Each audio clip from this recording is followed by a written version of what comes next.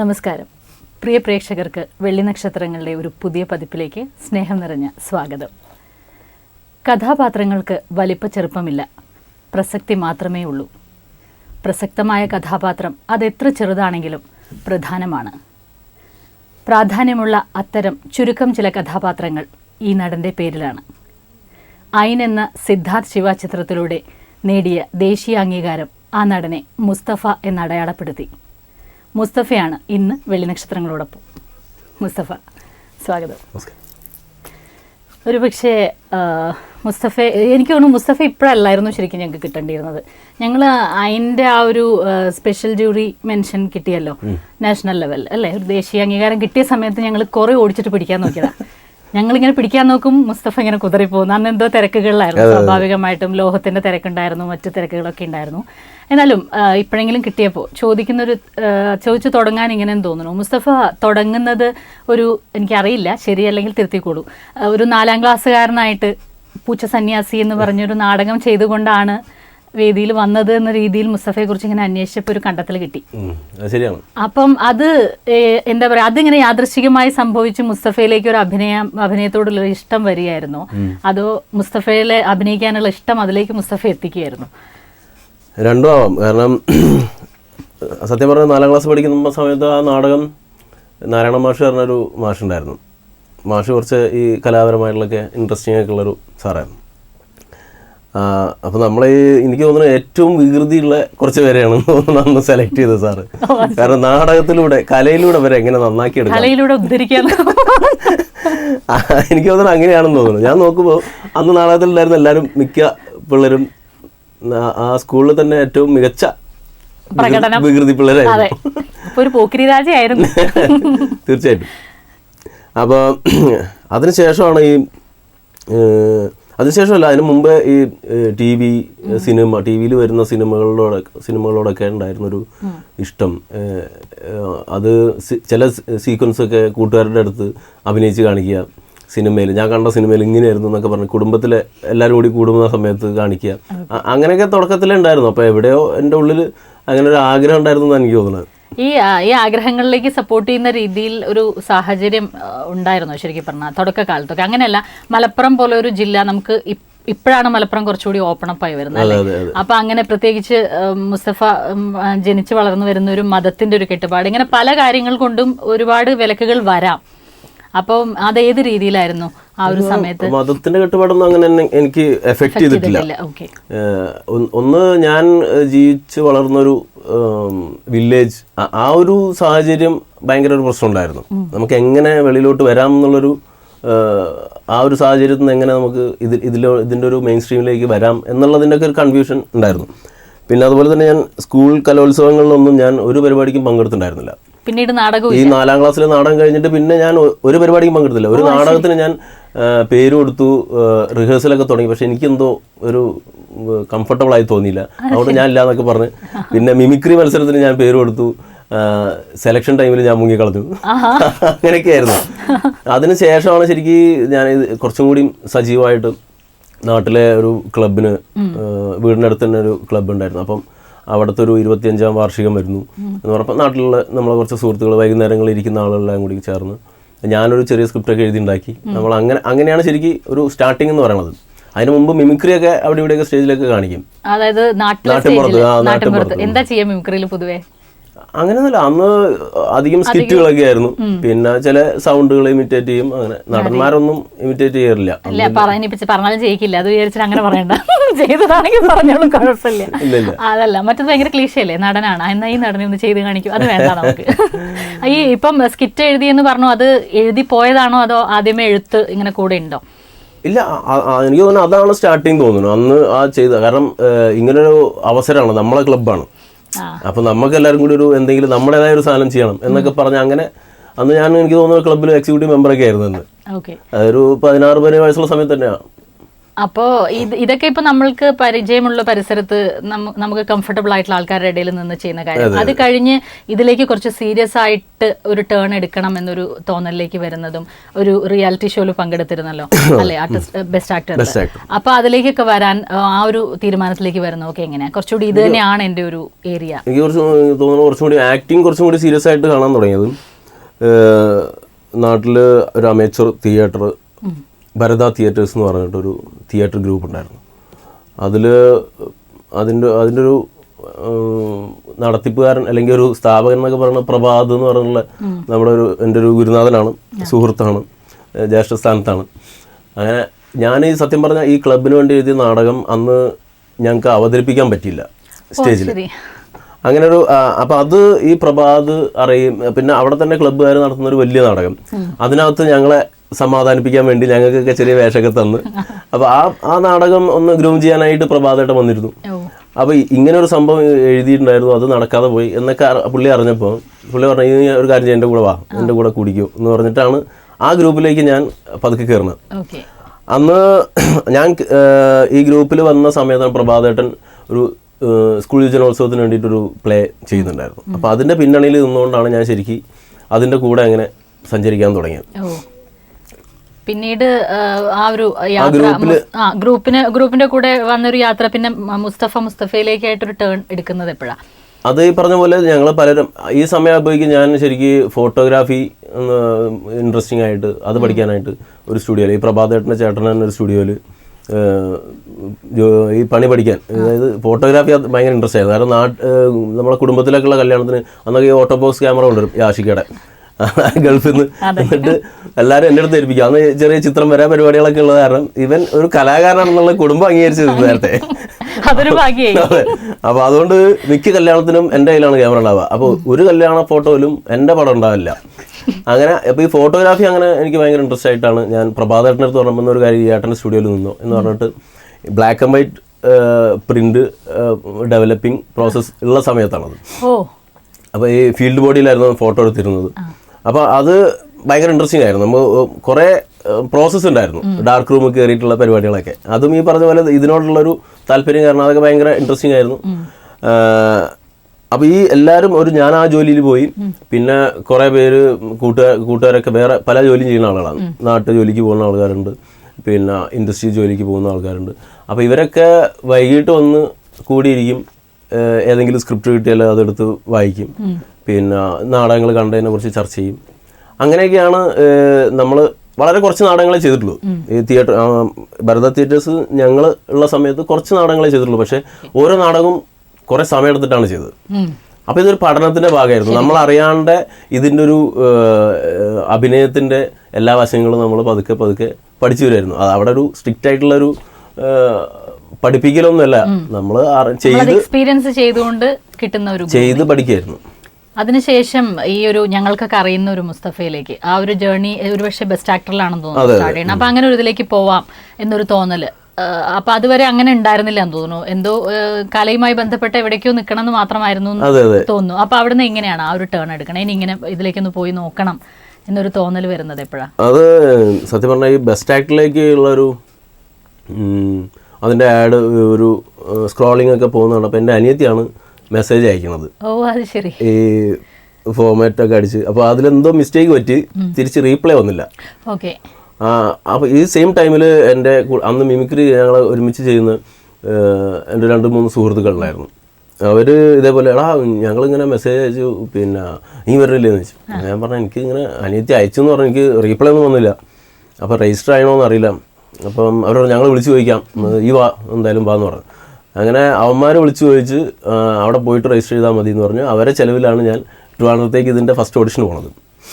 അപ്പോൾ ആദ്യത്തെ ദിവസം 100-200 പേരുണ്ടായിരുന്നു എന്ന് പറഞ്ഞു. രണ്ടാമത്തെ ദിവസമാണ് ഞങ്ങളവിടെ എത്തണം. അപ്പോൾ ഒരു ഉച്ചയ്ക്കത്തെ ബ്രേക്ക് കഴിഞ്ഞിട്ടാണ് എൻ്റെ നമ്പർ വന്നത്. അതുവരെ ഫസ്റ്റ് ഡേയിൽ ആരും സെലക്ട് ആയിട്ടില്ല, രണ്ടാമത്തെ ഡേയിൽ ആ ഉച്ച വരെയുള്ള സമയത്തും ആരും സെലക്ട് ആയിട്ടില്ല. അപ്പോൾ അത്രയും പേരുണ്ട്. അപ്പോൾ എന്താണ് ചെയ്യേണ്ടതെന്ന് അവിടെ എത്തുന്ന വരെ ഒരു ഐഡിയ ഇല്ല. അപ്പോൾ ഞാൻ കുറേ ചേട്ടൻ മിമിക്രി ആയിട്ട് ബാക്ക്ഗ്രൗണ്ടുള്ള ആൾക്കാരാണ് എൻ്റെ കൂടെ വന്നിട്ടുള്ളത്. മിമിക്രി ആയിട്ട് ബന്ധപ്പെട്ട് എന്തെങ്കിലും ചെയ്യണോ, എന്താണ് ഇതിൻ്റെ ഒരു പ്രോസസ്സ് എന്നുള്ളതെന്ന് ശരിക്കും അറിയില്ല, ഏത് ഒരു പാറ്റേൺ സാധനമാണെന്നുള്ളത്. അപ്പോൾ ആ ബ്രേക്ക് ടൈമിലാണ് ഇതിൻ്റെ പ്രോഗ്രാം പ്രൊഡ്യൂസർ വന്നിട്ട് പറഞ്ഞത്, മക്കളെ 2 ദിവസമായിട്ട് ഇവിടെ കരച്ചിലും പിഴിച്ചിലും അമ്മ മരിച്ചവരും അച്ഛൻ മരിച്ചവരും ഭ്രാന്തായവരൊക്കെ വന്ന് കുറേ പെർഫോം ചെയ്തു പോയി. അപ്പോൾ അതൊന്നുമല്ല, നിങ്ങൾ വല്ല പ്ലേ ഒക്കെ ചെയ്തിട്ടുണ്ടെങ്കിൽ വല്ല നാടകമൊക്കെ ചെയ്തിട്ടുണ്ടെങ്കിൽ അതിൽ എന്തെങ്കിലും ഒരു പീസ് എടുത്ത് കാണിക്കുന്നതായിരിക്കും നല്ലത് എന്നൊക്കെ പുള്ളി ഇങ്ങനെ എല്ലാവരുടെ അടുത്ത് കോമൺ ആയിട്ട് സംസാരിച്ചു. അവിടെ വെച്ചിട്ടാണ് ഞാൻ തീരുമാനിക്കുന്നത്. നേരത്തെ ചെയ്ത കടൽ തീരത്ത് എന്ന് പറഞ്ഞൊരു നാടകം ഞങ്ങൾ ചെയ്തിരുന്നു. അപ്പോൾ ഈ പ്രഭാതേട്ടൻ തന്നെയായിരുന്നു ഡയറക്ടർ.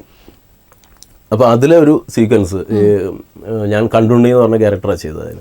ജയിലിൽ അച്ഛൻ കണ്ടുണ്ണിനെ കാണാൻ വരുന്ന ആ ഒരു കോൺവെർസേഷൻ, അതാണ് ഞാൻ ആ ഫസ്റ്റ് ഓഡിഷന് ചെയ്തത്. അവിടെ നിന്ന് അങ്ങോട്ടൊരു 6 മാസക്കാലം ശരിക്ക് ഒരുപാട് ക്യാരക്ടേഴ്സ് നമ്മൾ ചെയ്ത് സ്ക്രിപ്റ്റ് ചെയ്യുകയും ഉണ്ടാക്കി അഭിനയിക്കുകയും എല്ലാം ചെയ്ത് ഒരു 6 മാസക്കാലം. അത് ഭയങ്കര എക്സ്പീരിയൻസ് ആയിരുന്നു. ശരിക്കും അതും ഒരു വർക്ക്ഷോപ്പ് പോലെ തന്നെയുള്ളൊരു ഗുണം ചെയ്തിട്ടുണ്ടാവില്ല. കാരണം നമ്മൾ ചെയ്യുന്നതിനെ തന്നെ അവിടെ വെച്ചുകൊണ്ട് കറക്ഷൻസ് കിട്ടുകയും ഒക്കെ ചെയ്യുമ്പോൾ ഒരു സംഭവം. അപ്പോൾ ആ ഒരു സമയത്തോടെയൊക്കെ ആയിരിക്കും ഒരു പക്ഷേ ഇനി എന്തായാലും ഇങ്ങനെ ഒരു മെയിൻ സ്ട്രീം ഒരു സിനിമ അല്ലെങ്കിൽ ഇങ്ങനത്തെ ഒരു മാധ്യമം, ഒരു ദൃശ്യമാധ്യമത്തിൽ ഒരു പ്രസൻസ് ആവണം എന്നൊരു തോന്നൽ വന്നിരുന്നിരിക്കുമോ? അത് എനിക്ക് തോന്നുന്നു ശരിക്കും അത് തോന്നിപ്പിച്ച ഇത് പാലേരി മാണിക്യം തന്നെയാണോ ഫസ്റ്റ് മൂവി? അതിന് മുമ്പ് ചെറിയൊരു പടം ചെയ്തിട്ടുണ്ട്, പക്ഷെ അത് അത്ര ഇമ്പോർട്ടൻറ്റ് ക്യാരക്ടർ ഒന്നുമില്ല. ഈ ജൂനിയർ ആർട്ടിസ്റ്റുകളുടെ കൂടെ അങ്ങനെയുള്ള ഒരു സാധനം. അത് ഈ ബെസ്റ്റ് ആക്ടർ കഴിഞ്ഞിട്ടാണ്. പക്ഷെ എനിക്ക് തോന്നുന്നു ഈ സിനിമ ബെസ്റ്റ് ആക്ടറിൽ പോകുമ്പോഴും സിനിമയിൽ അഭിനയിക്കാൻ ചാൻസ് കിട്ടുന്നോ അല്ലെങ്കിൽ സിനിമയിൽ അഭിനയിക്കണമെന്നോ ഒന്നും ഉണ്ടായിരുന്നില്ല. അങ്ങനെ തോന്നിയിട്ടില്ല. പക്ഷെ അവിടെ സെലിബ്രിറ്റീസ് ഗസ്റ്റുകളായിട്ട് വന്നിട്ടുള്ള കുറെ ഡയറക്ടേഴ്സ് നമുക്കൊക്കെ ഓഫർ തന്നിരുന്നു. ഞങ്ങളുടെ വരും സിനിമകളിൽ കുറേ ആർട്ടിസ്റ്റുകളെ കിട്ടി എന്നൊക്കെ പറയും. അപ്പോഴാണ് നമ്മൾ കൂടുതൽ സിനിമ എന്നൊരു മാധ്യമത്തിലേക്ക് കൂടി നമ്മൾ ആകർഷണമാവണം. ശരിക്കും അങ്ങനെയാണ്, കുറച്ചുകൂടി കൂടുതൽ. ആദ്യം നമുക്ക് ആഗ്രഹമൊക്കെ ഉണ്ട്, പക്ഷെ അത് എത്തിപ്പെടാത്തൊരു മേഖലയാണെന്നൊക്കെ വിചാരിച്ചിട്ട് അങ്ങനെ നിന്നായിരുന്നു. അങ്ങനെ അതിനുശേഷമാണ് മുരളി മേനോനായിരുന്നു അന്ന് നമ്മുടെ ഗ്രൂമിങ്. മുരളി ചേട്ടൻ പറഞ്ഞിട്ടാണ് ശരിക്കും രഞ്ജിത്ത് സാറ് പോയി കാണുന്നതും. പാലേരി മാണിക്യത്തിൻ്റെ ഒരു നാടകക്കാരെ വെച്ച് ഇങ്ങനെ ഒരു പരിപാടി തുടങ്ങുന്നുണ്ടെന്ന് പറഞ്ഞപ്പം നേരിട്ട് പോയി കാണുകയൊക്കെ ചെയ്തത്. അങ്ങനെയാണ് പാലേരി മാണിക്യമാണ് എൻ്റെ ഫസ്റ്റ് മൂവി എന്ന് പറയാൻ പറ്റുന്നൊരു പടം. പിന്നെ ഇപ്പോഴും ആളുകൾ ചോദിക്കുന്നത്, യാത്രയിലൊക്കെ ചോദിക്കുന്നത് പാലേരി മാണിക്യത്തിലെ അയാളല്ലേ. ഇപ്പോൾ എത്ര വർഷമായി? ഏകദേശം എനിക്ക് തോന്നുന്നു ഒരു 6-7 വർഷമായി. അതെ, 6-7 വർഷമായെന്ന് മാത്രമല്ല, ഞാൻ അതല്ല ആലോചിച്ചുകൊണ്ടിരുന്നത്. അതില് ശ്രീനിയുടെ ക്യാരക്ടറിന്റെ ചെറുപ്പമല്ല ചെയ്തത്. അത് കഴിഞ്ഞിപ്പം മുത്തശ്ശികതയിൽ എത്തി നിൽക്കുമ്പോ മകനായിട്ട്, അപ്പൊ അവിടുന്ന് തുടങ്ങി ശരിക്കും ആ ഒരു ലിങ്ക് അങ്ങനെയാണ്. ജൂഡ് പറയണ്ടായി, അതിൻ്റെ ഒരു സെലിബ്രേഷൻ ഉണ്ടായിരുന്നു മുത്തശ്ശികതയുടെ 65-ാം ദിവസം.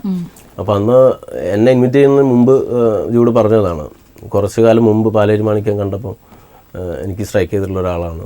അപ്പോൾ ശ്രീനിയേട്ടൻ്റെ മകനായിട്ട് ആര് ചെയ്യുന്നതെന്ന് എനിക്ക് ആദ്യം ഓർമ്മ വന്നത് ഈ ആളെയാണ് എന്ന് പറഞ്ഞിട്ടാണ് എന്നെ വിളിച്ചത്. ഈ പാലേരി മാണിക്യം കഴിയുമ്പോഴേക്കും മുസ്തഫ അങ്ങനെ ഒരു ഇതിലേക്ക് വന്നിരുന്നു. അങ്ങനെ സിനിമ മുസ്തഫയെ അട്രാക്ട് ചെയ്ത് തുടങ്ങിയിരുന്നു. പിന്നെ സിനിമ ആദ്യം അട്രാക്റ്റീവ് അല്ല, എന്നാലും എത്താൻ പറ്റില്ലേ എന്നുള്ള തോന്നലൊക്കെ കഴിഞ്ഞ് നമ്മൾ വന്നു, നമ്മുടെ പേരിൽ ഒരു കഥാപാത്രം വന്നു.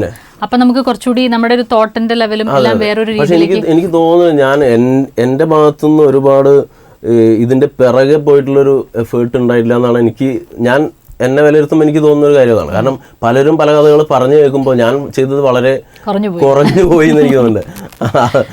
പലരും പറയും ഞാൻ അങ്ങനെ പോയി ഇങ്ങനെ പോയി കഷ്ടപ്പെട്ടു. പക്ഷെ എൻ്റെ കഷ്ടപ്പാട് മുഴുവൻ ഇതിൽ ഈ ഫസ്റ്റ് സിനിമ ചെയ്യുന്നതിന് മുമ്പായിരുന്നു. കലയോടുള്ള സ്നേഹവും കലയോടുള്ള പ്രോഗ്രാമിനെ, ചില സ്ഥലത്തൊക്കെ പ്രോഗ്രാം മിമിക്രി പോകാറുണ്ടെന്ന് പറഞ്ഞു. ചില സ്ഥലത്ത് പ്രോഗ്രാമിനൊക്കെ പോയിട്ട് സംഘാടകർ പൈസ തരാണ്ട് തിരിച്ച് വണ്ടിക്ക് പോരാൻ പറ്റാണ്ടായിട്ട് കടത്തിൻ്റെ കടന്നു തുടങ്ങി പിറ്റേന്ന് രാവിലെ കൂട്ടുകാരെ അവിടെ ആ ഭാഗത്തുള്ള ആരെങ്കിലുമൊക്കെ അറിയുന്ന ആൾക്കാരെ വിളിച്ച് അങ്ങനെയൊക്കെ കയറി പോകുന്നുണ്ട്. അപ്പം സിനിമയ്ക്ക് വന്നതിന് ശേഷം, ഫസ്റ്റ് സിനിമ ചെയ്തതിന് ശേഷം ഇതിൻ്റെ പിറകെ പോയി അങ്ങനെ ഒരുപാട് ഞാൻ എഫേർട്ട് എടുത്തിട്ടില്ല ഇപ്പോഴും.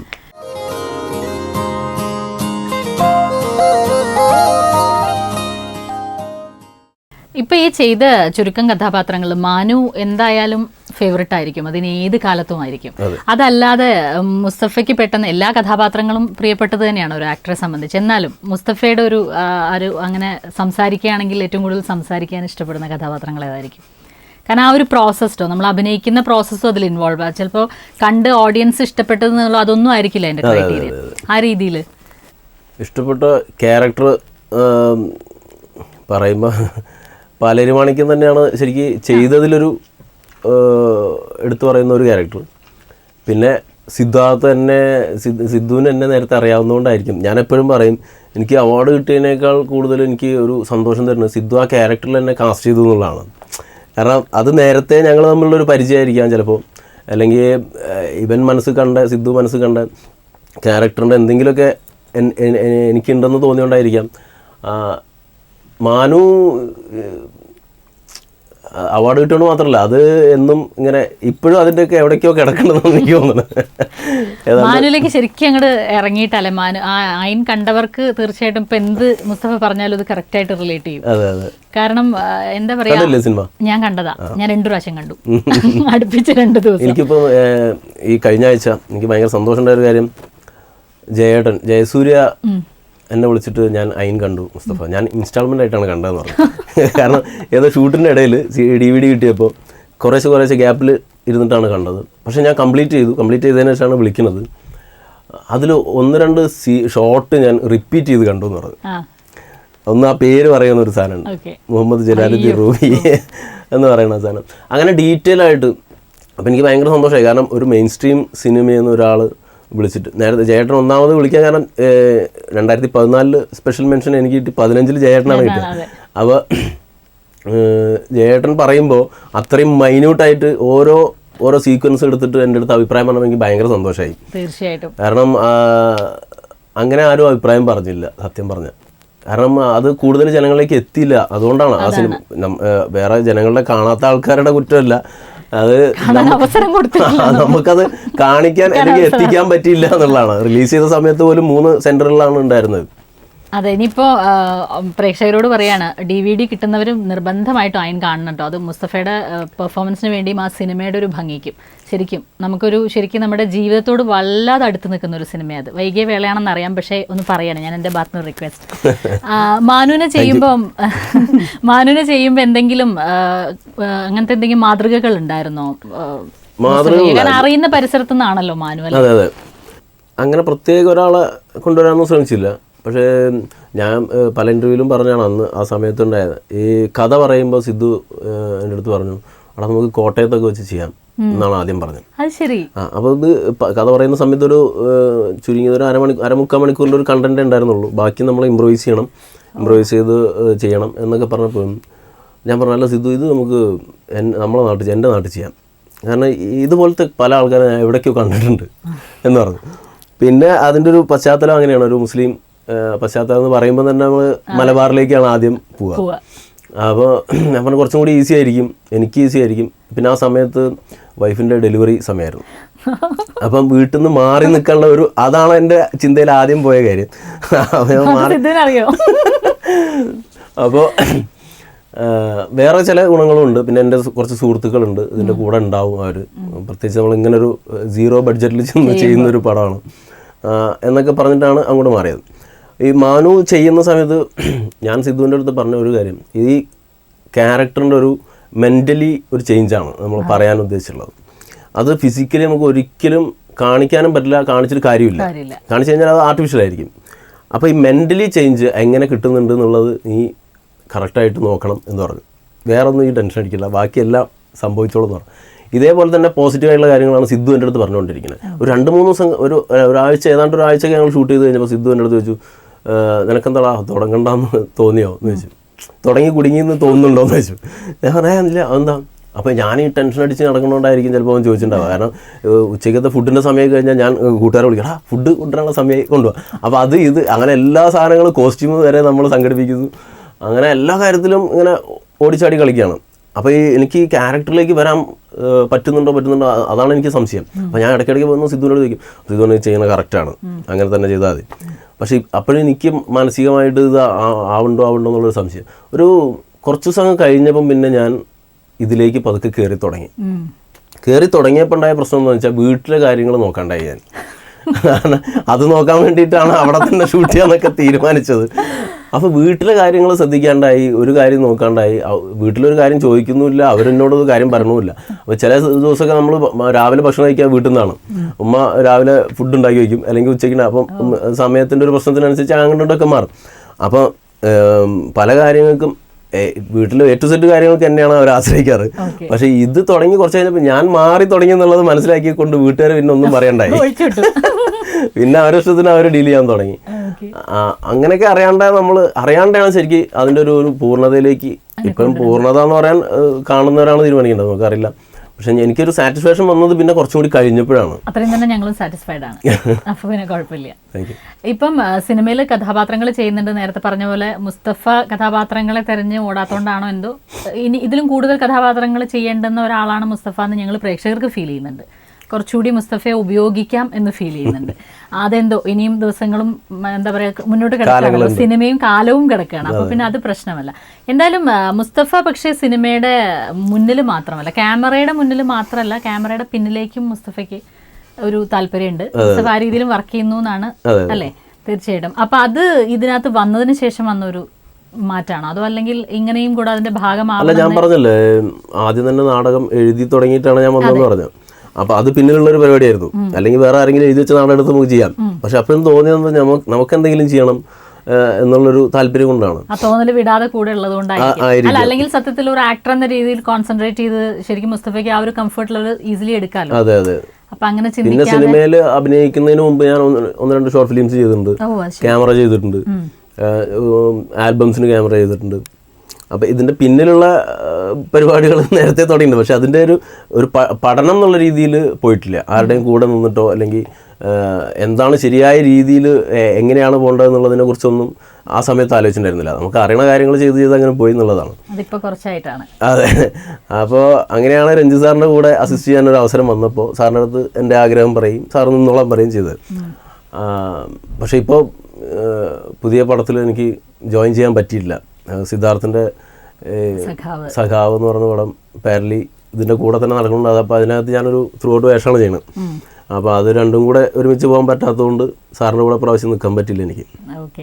എന്തായാലും ഇനി എന്താ പറയുക, മുസ്തഫയുടേതായിട്ടുള്ളൊരു സിനിമ തീർച്ചയായിട്ടും ഞങ്ങൾക്ക് ഉണ്ടാവും എന്ന് തന്നെയാണല്ലോ ഞങ്ങളുടെ പ്രതീക്ഷ. അത് സംഭവിക്കും.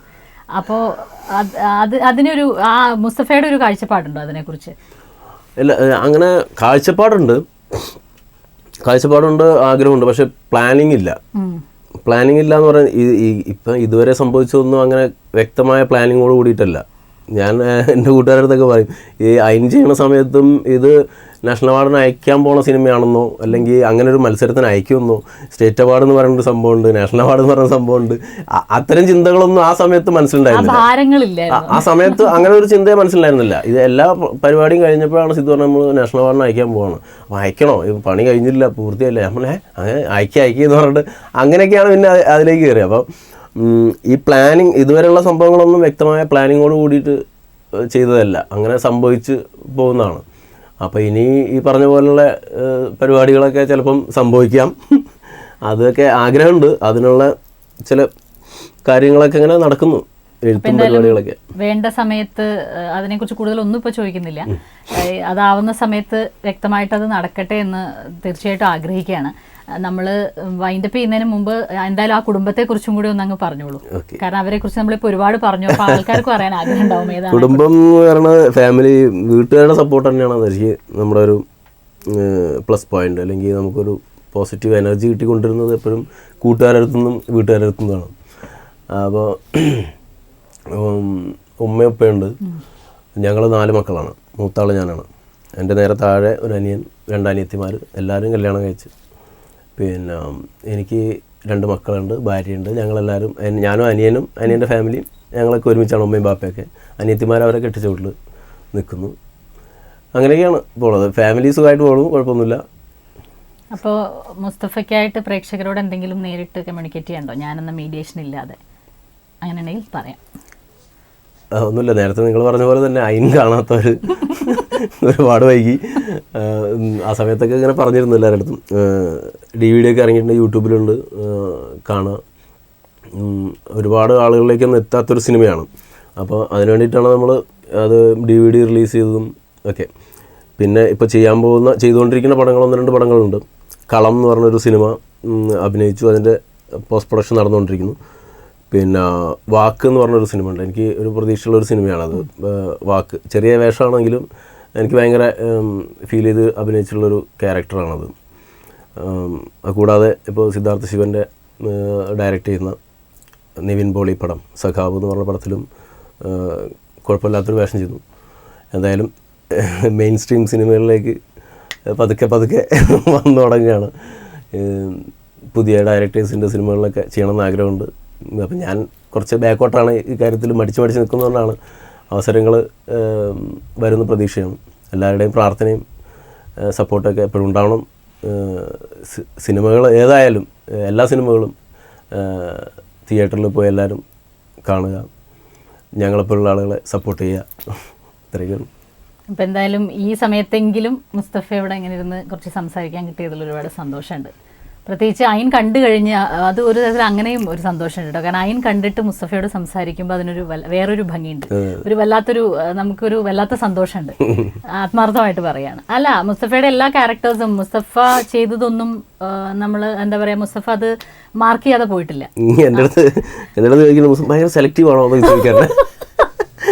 അപ്പൊ ഞാൻ പറഞ്ഞു ഞാനല്ല സെലക്റ്റീവ്, എന്നെ വിളിക്കുന്ന ആൾക്കാർ അങ്ങനെയാണെന്ന് തോന്നുന്നു. വിളിക്കുന്ന ഡയറക്ടേഴ്സാണ് സെലക്റ്റീവ്. അപ്പൊ എന്തായാലും ഓരോരുത്തർക്കും ഓരോ കാലം, ഓരോന്നിനും ഓരോ കാലമാണ്. അപ്പൊ അതിന്റെ ഒരു അതെ അതിന്റെ ഒരു നല്ല കാലം വരുന്നതിന്റെ ഒരു തെളിവ്, ഒരു സൂചനകളൊക്കെ ആയിരിക്കാം ഈ കഴിഞ്ഞു പോകുന്നത്, ഇനി വരാൻ പോകുന്ന കഥാപാത്രങ്ങളും. എന്തായാലും മുസ്തഫ കൂടുതൽ സിനിമകളിൽ, അതിനി പുതിയ സംവിധായകരുടെ ആണെങ്കിലും പഴയ സംവിധായകരുടെ ആണെങ്കിലും നല്ല നല്ല സിനിമകളുടെ ഭാഗമായിട്ട്, നല്ല സിനിമകൾ എന്ന് പറയുമ്പോൾ പ്രേക്ഷകനും കൂടെ അംഗീകരിക്കുന്ന തരത്തിലുള്ള സിനിമകളും അതിൽ പെടും. അത്തരം സിനിമകളുടെയും എല്ലാം ഭാഗമായി നല്ല നല്ല കഥാപാത്രങ്ങൾ മുസ്തഫയുടേതായി ഉണ്ടാവട്ടെ എന്ന് ആത്മാർത്ഥമായി ആഗ്രഹിക്കുകയാണ്. ഒരുപാട് സന്തോഷമുണ്ട് വെള്ളി നക്ഷത്രങ്ങൾക്ക് വേണ്ടി ഈ ഒരു സമയം മാറ്റിവെച്ചതിൽ. നന്ദി. Thank you. വെള്ളി നക്ഷത്രങ്ങൾ വീണ്ടും അടുത്തയാഴ്ച